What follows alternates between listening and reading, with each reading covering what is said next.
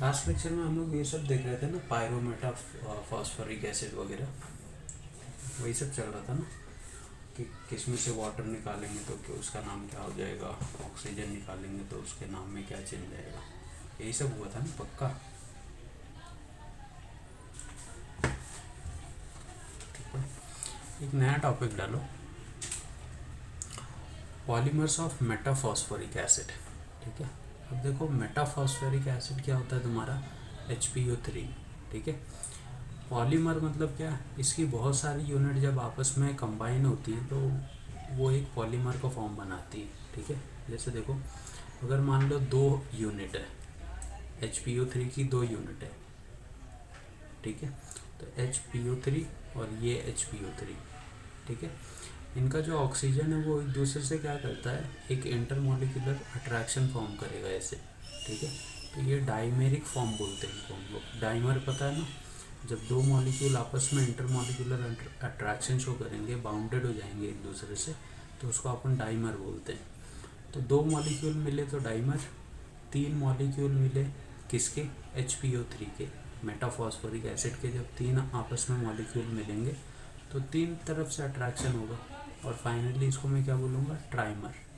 ठीक है, तो इसमें देखो इसको तुम HPO3 ट्वाइस भी लिख सकते हो, या तो ये टू को मल्टीप्लाई कर दो H2P2O6, या इसको लिखना है तो तीन के फॉर्म में लिख दो, या फिर ऐसे मल्टीप्लाई करके लिख दो। ठीक है, इसमें देखो POP बॉन्ड कितने, POP बॉन्ड यहाँ पे भी POP दो, OPO OPO एक यहाँ पे, OPO यहाँ पे, कितने बॉन्ड बन रहे हैं टोटल, 6, 1 2 3,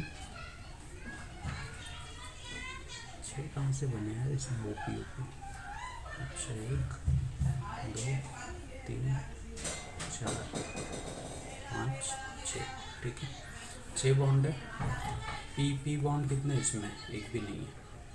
ठीक है, तो लिख लो इसको, देखो क्या समझ में नहीं आ रहा कुछ।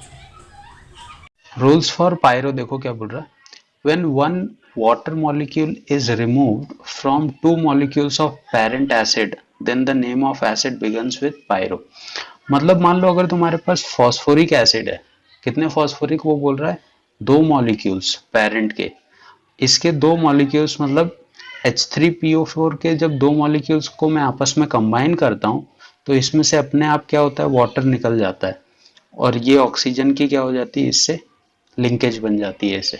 यहाँ से देखो एक हाइड्रोजन निकला, एक OH निकला, वाटर निकला तो ऑक्सीजन बचा है, ये ऑक्सीजन क्या कर लेता है, इससे ऐसे लिंकेज बना लेता है। ठीक है, तो ये जो नया एसिड बनेगा उसके नाम के आगे मैं क्या वर्ड यूज करूंगा, पायरो। जब दो मॉलिक्यूल में से वाटर निकाला जाता है तो जो नया मॉलिक्यूल बनेगा उसके नाम के आगे हमको पायरो वर्ड यूज करना पड़ेगा। अब तुम लोग सोचो, अगर यहाँ से कितने हाइड्रोजन है, 4 है। ठीक है, अगर मैं तुमको ये बोलूँ कि ये मोनोबेसिक एसिड है, डाइबेसिक है, तो तुम लोग कैसे पहचानते हो मोनोबेसिक है कि डाइबेसिक है, या ट्राइबेसिक है या टेट्राबेसिक है, कैसे तुम लोग को। ठीक है, जितने हाइड्रोजन ऑक्सीजन से जुड़े हुए हैं ये सब रिलीज कर सकता है, इसी वजह से इसको क्या बोल रहा है वो, टेट्राबेसिक एसिड, क्योंकि 4 हाइड्रोजन ये रिलीज कर सकता है। अब अगर ये चारों हाइड्रोजन निकाल देगा तो हाइड्रोजन के ऊपर कौन सा चार्ज होता है, प्लस चार्ज। तो 4 हाइड्रोजन निकलेंगे तो 4 प्लस बाहर निकलेगा तो इस वाले मॉलिक्यूल पे क्या जाएगा, 4 माइनस का चार्ज जाएगा।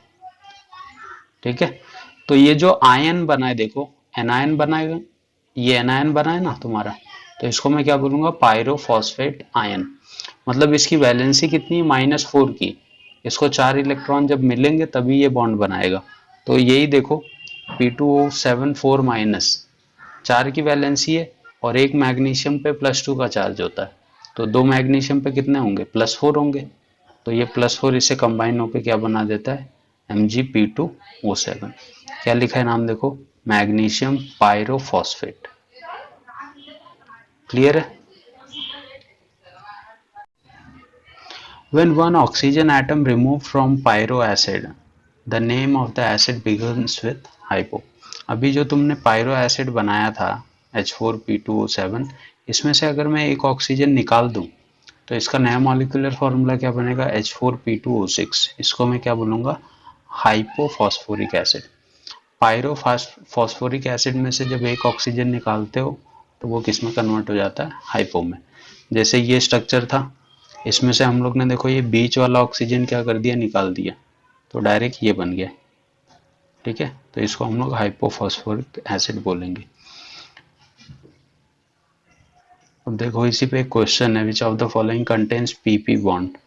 तो तुमको ये सब के स्ट्रक्चर पता होने चाहिए, तो तुम लोग बता सकते हो कि किसके बीच में पीपी बॉन्ड आएगा, किसके बीच में नहीं आएगा। ठीक है, जैसे ये वाला देखो, इसमें पीपी बॉन्ड बन रहा है, क्या आ रहा है, P2O6। लास्ट वाला ऑप्शन देखो P2O6, मतलब यही करेक्ट है इसका ऑप्शन। ठीक है, जबकि ये तुम लोग ने स्ट्रक्चर देखा, ये इसके पहले वाला था देखो P2O7, तो इसमें है क्या पीपी बॉन्ड, नहीं है।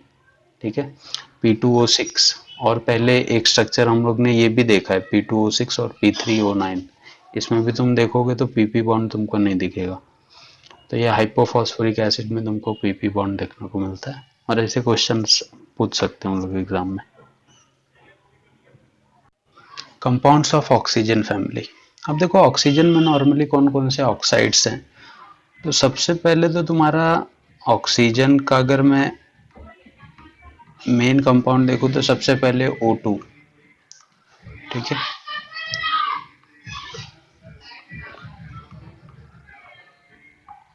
ये नॉर्मली ऑक्सीजन का है स्ट्रक्चर। ठीक है, दूसरा इसी में आ जाता है तुम्हारे पास क्या, O3। ठीक है, O3 का स्ट्रक्चर देखो थोड़ा सा कॉम्प्लिकेटेड होता है, क्योंकि इसमें 3 ऑक्सीजन होते हैं ऐसे। ठीक है, ऑक्सीजन जब डबल बॉन्ड पे होता है तो क्या करता है, 2 लोन पेयर होते हैं उस पर। ठीक है, बट इस ऑक्सीजन पे देखो क्या है, 3 बॉन्ड है। ठीक है, इसमें क्या होता है मालूम है, ये कोऑर्डिनेट बॉन्ड बनाता है तीसरे ऑक्सीजन के साथ, जो कि नॉर्मली पॉसिबल नहीं होता है। ठीक है, तो इस वजह से ये अपना लोन पेयर देके इसको बॉन्ड बनाता है, जिसकी वजह से कोऑर्डिनेट बॉन्ड बनता है, और इस पे पार्शियली पॉजिटिव चार्ज आता है और इस पे नेगेटिव चार्ज आता है। ठीक है, हाइब्रिडाइजेशन बता सकते हो इसका, ये वाले ऑक्सीजन का।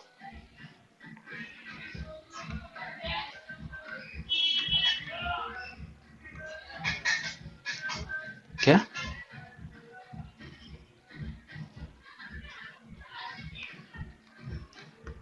ये वाले बीच वाले ऑक्सीजन का बताना है हाइब्रिडाइजेशन।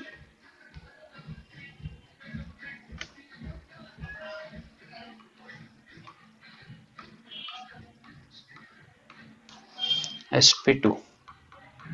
ठीक है, sp2 हो जाएगा, क्यों, सिग्मा सिग्मा और एक लोन पेयर, 3 ही सिग्मा हुआ ना, तो sp2 हो जाएगा। दूसरा, इस ऑक्सीजन पे लोन पेयर है। पेरोक्साइड का स्ट्रक्चर देखो, हाइड्रोजन पेरोक्साइड का स्ट्रक्चर ऐसे दिखता है, इसको हम लोग ओपन बुक स्ट्रक्चर भी बोलते हैं।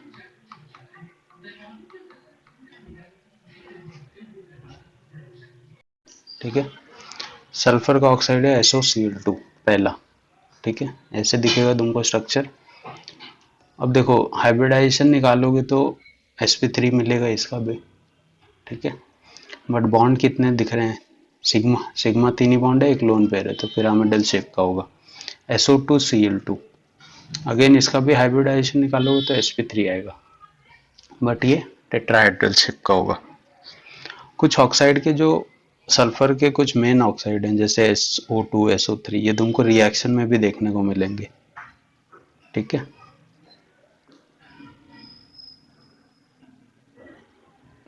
ये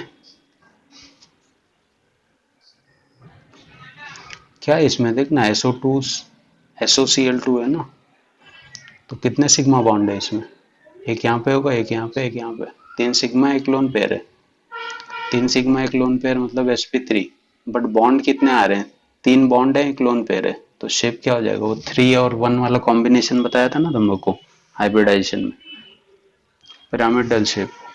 ठीक है, वही तुम लोग इसका निकालोगे तो चारों बॉन्ड है, इसमें कोई लोन पेयर नहीं है, तो इसका जो शेप आएगा वो टेट्राहेड्रल आएगा।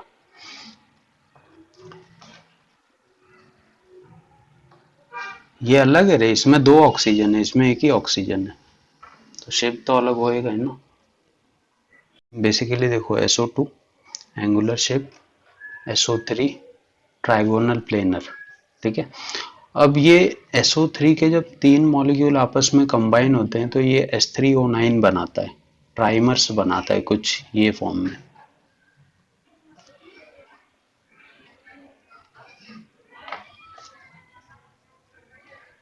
ये सब चीजें खाली देख के रखो, बहुत ज्यादा इंपॉर्टेंट नहीं है, बट कहीं कुछ आ गया तो इसके लिए बता रहा हूँ। देखो क्या बोल रहा है, ऑक्सी एसिड्स ऑफ सल्फर। तो sulphur forms 4 series of oxy acid. 4 नहीं है यहाँ पे, तुम लोग 5 लिखना, एक और सीरीज होती है लास्ट में मैं बता दूंगा। Sulphur forms 5 series of oxy acids. पहला क्या है, अस एसिड सीरीज। अस मतलब मैंने बताया था ना, ऑक्सीडेशन स्टेट सल्फर 2 शो करता है, एक +4 एक +6। तो +4 में जब भी ये रहेगा तो हम लोग कौन सा वर्ड यूज करते हैं, अस एसिड। तो इसका पहला देखो क्या है, H2SO3 that is sulphurous acid, ये उसका स्ट्रक्चर है, ठीक है। अब देखो नॉर्मली ये इसका ये स्ट्रक्चर है थायोसल्फ्यूरस एसिड। जब इसका एक ऑक्सीजन रिप्लेस हो जाएगा एक और सल्फर से, ठीक है, तो नीचे देखो नोट लिखा हुआ है, removal of oxygen and addition of sulphur introduces the name thio, ठीक है। नाम तुम्हारा यही है, खाली मैंने यहाँ पे क्या कर दिया, एक ऑक्सीजन निकाल के सल्फर लगा दिया, तो इसके नाम के आगे क्या आ जाएगा, थायो आ जाएगा, थायोसल्फ्यूरस एसिड। खाली चेंज क्या हुआ देखो, H2SO3 था, यहाँ पे H2H2O2 हो गया, ठीक है। तो एक ऑक्सीजन के जगह पे जैसे ही एक सल्फर आएगा तो उसके नाम में क्या चेंज आएगा, थायो करके, ठीक है। बाकी CO ग्रुप को हम लोग कार्बोनिल बोलते हैं, CS ग्रुप को थायो कार्बोनिल बोलते हैं, CO3 पता है कार्बोनेट, और CS3 होगा तो थायो कार्बोनेट, ठीक है, ये तो देखा होगा ना। CO होगा तो कार्बोनिल बोलते हैं, CS होगा तो थायो कार्बोनिल। वैसे इसकी जरूरत नहीं है अभी, खाली ये क्लियर हुआ तुम लोग को क्या मैंने बोला, लिख लो इसको, ठीक है। 2H2SO3 में से जब हम लोग वाटर निकालेंगे तो ये किस में कन्वर्ट हो जाएगा, H2H2O5। इसको हम लोग क्या बोलेंगे, पायरोसल्फ्यूरस एसिड, जैसा वो फॉस्फोरस के साथ हो रहा था, ठीक है। तो पायरो वर्ड इंट्रोड्यूस होगा। इसके बाद ये वाला देख लो पहले, एक एसिड हम लोग किस में लगाते हैं, जहां पे वो अपने हाईएस्ट ऑक्सीडेशन स्टेट पे होता है। तो +6 पे जब सल्फर आएगा तो हम लोग क्या यूज करेंगे, एक एसिड। तो सबसे पहले इसमें क्या आता है, सल्फ्यूरिक एसिड, H2SO4।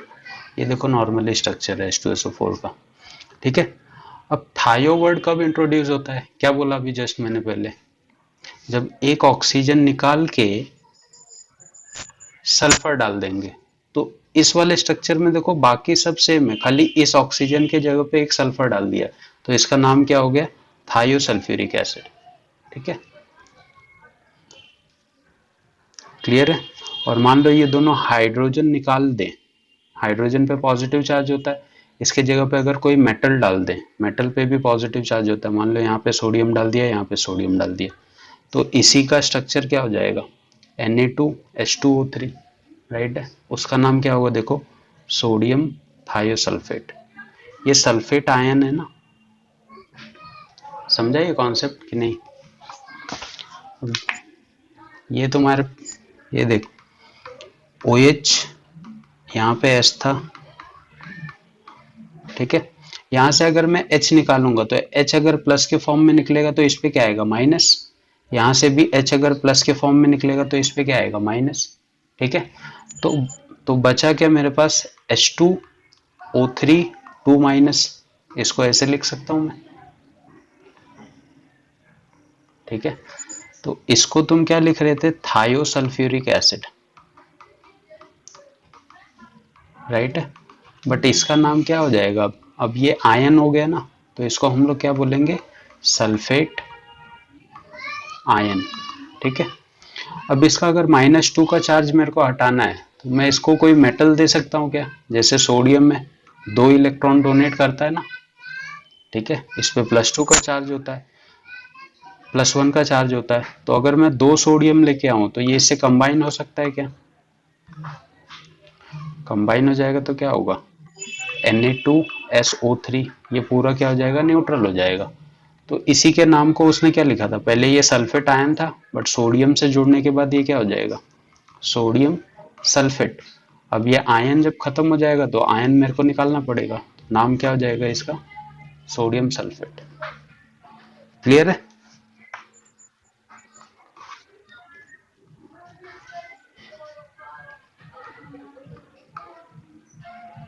अच्छा हाँ, सोडियम थायोसल्फेट आएगा, बराबर, सही है, समझा? तो ये भी लिख लो और ये भी लिख लो। मान लो तुम्हारे पास दो सल्फ्यूरिक एसिड के मॉलिक्यूल हैं, उसमें से जब मैं वाटर निकालूंगा तो उसके नाम के आगे क्या लग जाएगा, पायरो। हाँ भाई, हाँ भाई, हाँ, माजी चूकी। दो सल्फ्यूरिक एसिड है मान ले अपने पास, H2SO4, ठीक है। इन दोनों में से अगर मैं वाटर निकाल दूं तो वाटर निकालने के बाद इसके नाम के आगे क्या लग जाएगा, पायरो सल्फ्यूरिक एसिड। इस मॉलिक्यूलर फार्मूले को H2H2O7 को हम लोग ओलियम बोलते हैं, ये ध्यान में रखना, बहुत बार मल्टीपल चॉइस में आया हुआ क्वेश्चन है, ओलियम बोलते हैं, ठीक है। थर्ड टाइप का एसिड कौन सा, पेरोक्सी, जिसमें ऑक्सीजन और ऑक्सीजन की लिंकेज होगी, तो इसको अपन पेरोक्सी एसिड सीरीज बोलते हैं। इसका पहला देखो जो कंपाउंड है, पेरोक्सी मोनोसल्फ्यूरिक एसिड, मतलब है तो सल्फ्यूरिक एसिड ही, बट उसमें एक ऑक्सीजन में क्या हो जाता है, पेरोक्सी लिंकेज आ जाती है। तुम इसको देखोगे तो देखो H2SO4, बट एक ऑक्सीजन बढ़ गया और इसमें पेरोक्सी की लिंकेज आ गई है, तो इसको पेरोक्सी मोनोसल्फ्यूरिक एसिड बोलेंगे। इसको सेरोस एसिड भी पढ़ते हैं। ये जो नाम है ना, ओलियम, सेरोस एसिड, आगे एक आएगा मार्शल्स एसिड, ये तुमको एज इट इज लिखे हुए दिखेंगे, तो वो तुम्हारा लुकआउट है कि तुम इसको कैसे याद रख सकते हो। मॉलिक्यूलर फार्मूले से याद रख सकते हो तो और अच्छी बात है। जैसे वो तुम लोग का पहले वाला क्या था, देखो पेरोक्सी मोनोसल्फ्यूरिक एसिड, ऐसे ही ये है, जैसे पहले वाला था ना पेरोक्सी मोनोसल्फ्यूरिक एसिड, ऐसे ही ये तुम्हारे पास पेरोक्सी डाइसल्फ्यूरिक एसिड, इसको हम लोग मार्शल्स एसिड भी बोलते हैं, ठीक है। तो वही लॉजिक है, इसमें सल्फर और सल्फर के बीच में पेरोक्सी लिंकेज आ जाती है और मॉलिक्यूलर फार्मूला थोड़ा सा चेंज हो जाता है, ठीक है। और फोर्थ सीरीज है तुम्हारे पास एसिड की, थायो एसिड सीरीज, जहां पे सल्फर और सल्फर की बॉन्डिंग होती है। ऑक्सीजन ऑक्सीजन की बॉन्डिंग थी तो इसको अपन पेरोक्सी बोल रहे थे, सल्फर सल्फर की है तो थायो एसिड बोलोगे इसको। हाँ ये हो गया ना, ये थायो एसिड्स, थायो एसिड में क्या है देखना, खाली वो क्या बोल रहा है कि इसका जो मॉलिक्यूलर फॉर्मूला है H2SN+2O6, और N यहाँ पे 0 to 12 कुछ भी हो सकता है, मतलब सल्फर का अमाउंट कितना भी हो सकता है, ठीक है। तो जब N 0 है तो सल्फर कितना हो जाएगा, अगर N 0 ले लूँ मैं तो सल्फर कितना होगा 2, तो H2S2O6, तो इसको अपन क्या बोलेंगे, दो सल्फर है ना, तो डाई थायोइक एसिड, ठीक है। फिर अगर N की वैल्यू 1 ले लें तो 3 हो जाएगा ना, तो सल्फर जब 3 हो जाएगा, कौन सा,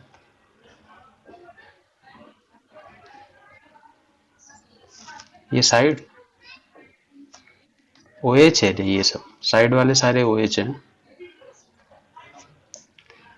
तो 3 सल्फर हो गए तो ट्राइथायोइक एसिड, 4 हो गए तो टेट्राथायोनिक एसिड, ठीक है, वही तो है सिंपल सा।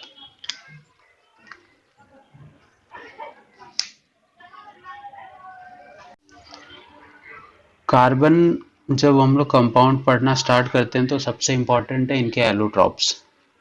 इसके दो टाइप के एलोट्रॉप्स होते हैं, एक क्रिस्टलाइन एलोट्रॉप्स और दूसरे होते हैं एमॉर्फस एलोट्रॉप्स, ठीक है। इनके बारे में तो बहुत ज़्यादा कुछ नहीं पूछा जाता, बट जो क्रिस्टलाइन है, क्रिस्टलाइन में 3 पार्ट आते हैं अपने पास, एक डायमंड, दूसरा ग्रेफाइट, तीसरा तुम्हारा फुलरेंस। तुम लोग ने कुछ चीज़ें पढ़ी हुई है। जब एमॉर्फस के बारे में पूछता है ना, तो एक तो आता है इसका कोल वगैरह तुम लोग बोल सकते हो, ठीक है, एमॉर्फस एलोट्रॉप है इसका। दूसरा कार्बन ब्लैक, ये सुना है कभी कार्बन ब्लैक वर्ड तुम लोग ने? नहीं, ठीक है। टायर वगैरह जब भी जलाते हैं देखो तो ब्लैक कलर के पार्टिकल ऐसे हवा में उड़ते हुए दिखते हैं, कभी नोटिस किया तुम लोग ने? टायर वगैरह जलता है ना जब, तो ऐसे ब्लैक कलर के पार्टिकल उड़ते हैं। या तो गांव वगैरह में नॉर्मली मैंने देखा है, तुम लोग का मेरे को पता नहीं, वो काजल वगैरह गांव में कैसे बनाते, किसी ने देखा है गांव में काजल कैसे बनाते? कैसे बनाते हैं? हाँ, वो एक दिया नीचे जलाते हैं और एक दिया उसके ऊपर रख देते हैं, तो वो जब दिया नीचे वाला जलता है तो ब्लैक कलर का उसमें से क्या निकलता है, फ्यूम्स निकलता है। तो वो ऊपर वाले दिए पे क्या होगा, पूरा जाके जमा होता है, ठीक है। तो उसको कलेक्ट करते हैं, उसका पूरा जो ब्लैक कलर का ये होता है ना फ्यूम्स, ऊपर जाके सॉलिड फॉर्म में जम जाता है। या तुम लोग ने ऐसे भी नोटिस किया होगा, जो गांव में नॉर्मली खाना वगैरह बनाते हैं तो ऊपर की जो छत रहती है वो काली पड़ जाती है अपने आप, ठीक है। तो उसी को हम लोग कार्बन ब्लैक बोलते हैं। तो वो जमा जमा करके बाद में उसमें कुछ मेडिसिन वगैरह डाल के काजल वगैरह पहले बनाते थे। आजकल तो काफ़ी अच्छा अच्छा फैशन आ गया, तो इसके बारे में नहीं पूछता है। कोल तो अपने को पता है, और कार्बन ब्लैक वगैरह ना इंक वगैरह बनाने में यूज़ किया जाता है, बट यूपी वाले इससे ये भी बना लेते हैं काजल वगैरह। ये शायद यूज़ अभी साइंटिस्ट लोग को पता नहीं होगा, तो वो होता है कार्बन ब्लैक का यूज़। तुम बुक्स वगैरह में देखोगे तो वहां पे लिखा होता है कि इंक इंक वगैरह बनाने के लिए इसको यूज में लेते हैं। मेन इंपॉर्टेंट है ये डायमंड, ग्रेफाइट और फुलरेंस, ठीक है। अब देखो सिंपल सा मैं तुमको बता देता हूँ। अगर हम लोग डायमंड देखें और ग्रेफाइट देखें और फुलरीन देखें, ठीक है, तो डायमंड का जो एक कार्बन होता है ना, वो 4 अलग अलग कार्बन से बॉन्ड बनाता है ऐसे। फिर ये जो आगे के 4 कार्बन होंगे, ये फिर से 4 कार्बन से जुड़े होंगे ऐसे अलग अलग। फिर ये आगे वाला 4 कार्बन से ऐसे जुड़ा होगा, फिर ये आगे वाला 4 कार्बन से, फिर ये 4 कार्बन से ऐसे। फिर यहाँ पे जो कार्बन होंगे फिर अलग अलग 4 कार्बन से जुड़े होंगे। तो जो डायमंड का स्ट्रक्चर होता है इसी वजह से इतना स्ट्रांग होता है। अब तीनों बने तो कार्बन से ही है, बट डायमंड ज्यादा स्ट्रांग है। तुम लोग ने सुना होगा सबसे हाईएस्ट मेल्टिंग पॉइंट है, और अर्थ पे अभी सबसे ज्यादा स्ट्रांग सब्सटेंस यही है, ठीक है। इससे तुम ग्लास वगैरह भी कट कर सकते हो, इतना हार्ड होता है, राइट। कोई बता सकता है इस कार्बन का हाइब्रिडाइजेशन क्या होगा डायमंड में?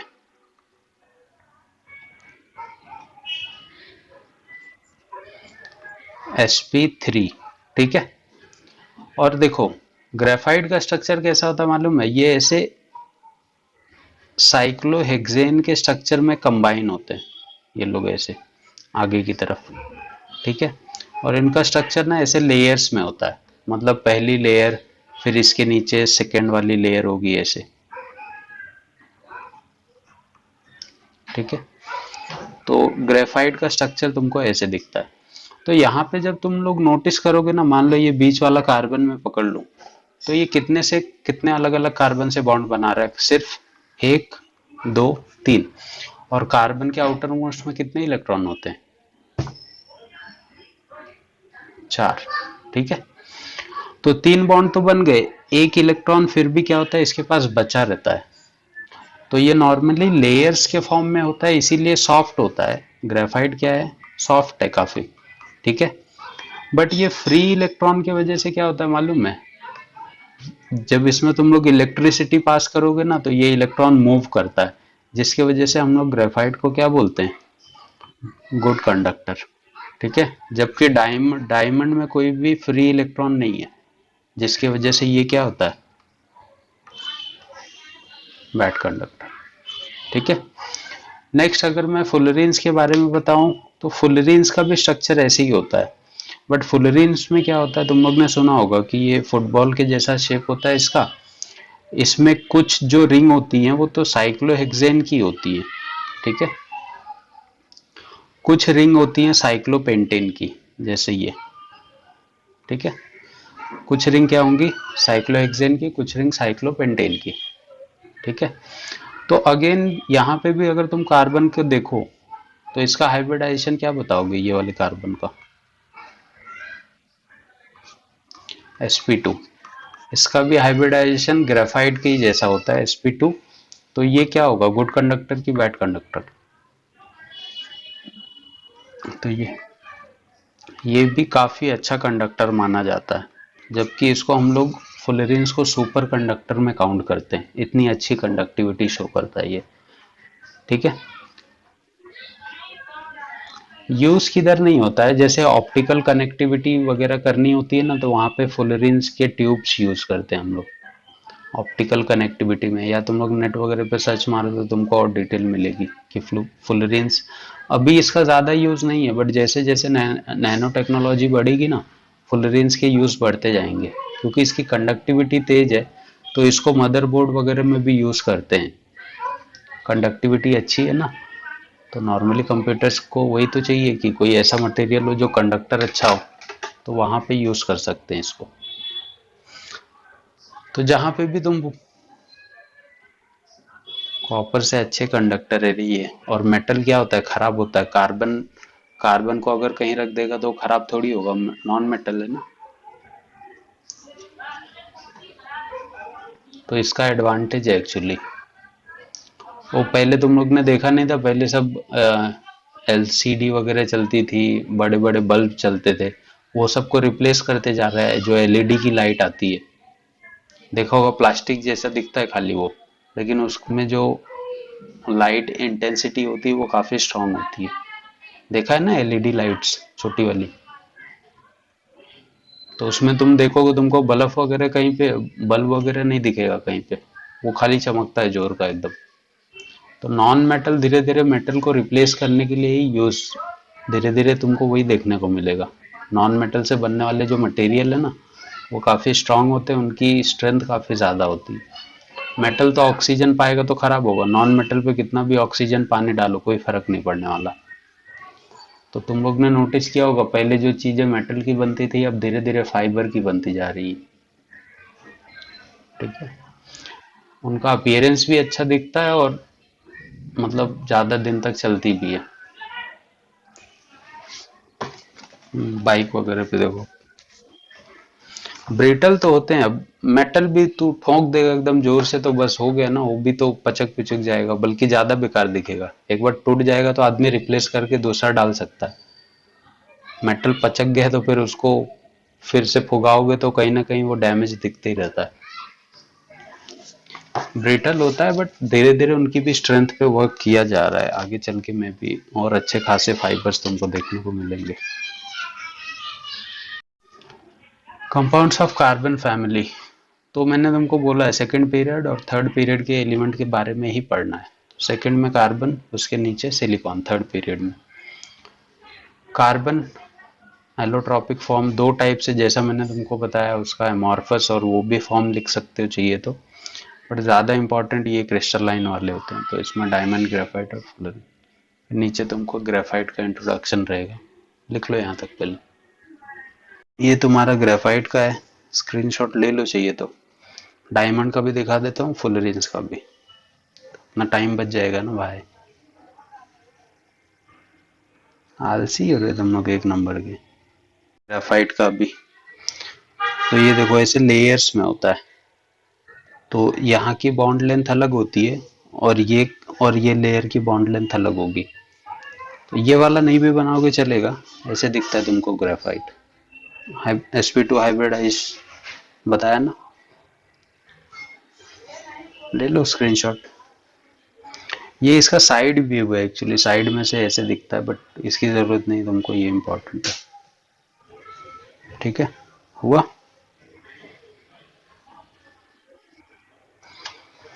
नेक्स्ट देखो डायमंड, समझ में आ जाएगा, टेंशन मत लो। जो इंपॉर्टेंट पॉइंट थे मैंने तुमको स्टार्टिंग में बता दिए थे, क्या क्या इंपॉर्टेंट है।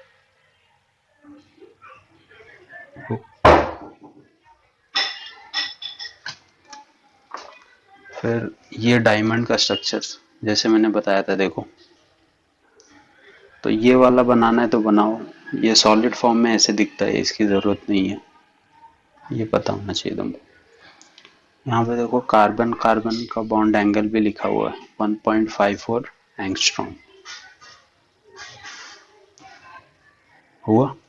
ग्रेफाइट को अगर इतने सेंटीग्रेड पे हीट करते हो अंडर दिस प्रेशर, कितना प्रेशर है दिख रहा है, 50,000 से 60,000 एटीएम प्रेशर पे, तो ये डायमंड में कन्वर्ट हो जाएगा। ठीक है, इतना प्रेशर कौन अप्लाई करता है मालूम है तुम लोग को? इतना प्रेशर बिजली नहीं रे, ये जो रेंग रेंग के चलता है बारिश में, उसको क्या बोलते हैं अपन?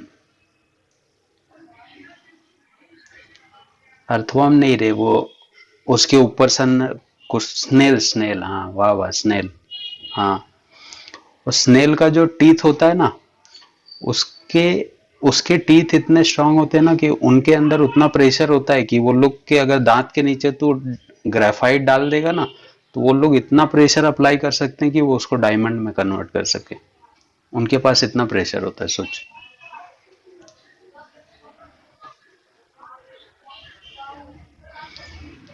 आपको चाहिए तो आप कर सकते हो प्रैक्टिकल,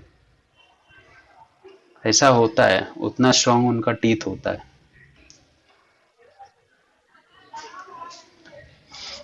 मैंने सुना है ऐसा। बायोलॉजी वाले करते थोड़ी हो, सीधा रोटी पे रखते हैं और गायब।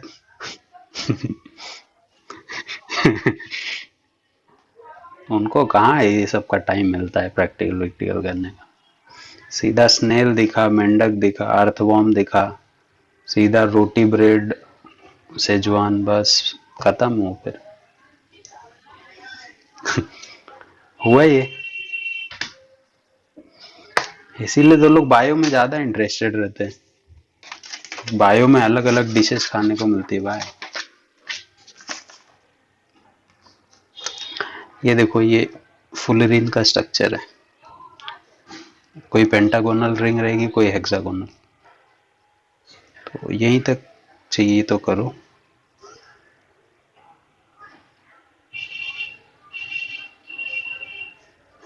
इसी पे क्वेश्चन भी देखो, which of the following content two type of CC bond, तो फुलरिन्स में होते हैं दो टाइप के, बाकी सब में तो सेम होते हैं।